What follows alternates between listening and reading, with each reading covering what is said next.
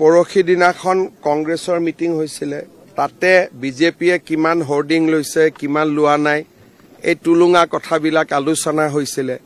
যোৱাকালি 2 ঘণ্টা ধৰি জুম মিটিঙত তেওঁলোকে আকৌ কোনে লিক কৰিলে তাৰ কথা আলোচনা কৰিলে আৰু লিক কৰা মানুহবিলাকক লৈ জুম মিটিং পাতিলে গতিকে জুমতো কি হৈছিল একিনিও আমি গম পাওঁ গতিকে কালি অলপ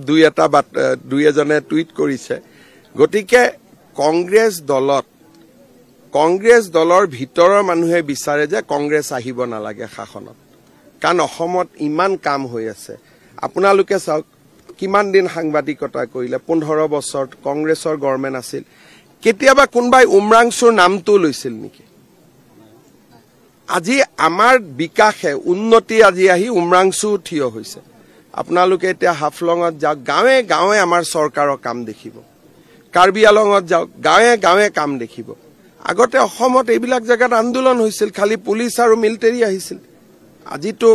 এটা ভাবিব নোৱাৰা পৰিৱৰ্তন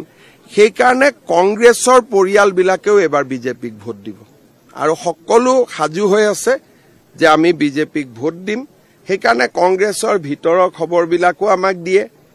আৰু কংগ্ৰেছে যত যত বেয়া কাম কৰে তেওঁলোকে আমাক দেখুৱাই দিয়ে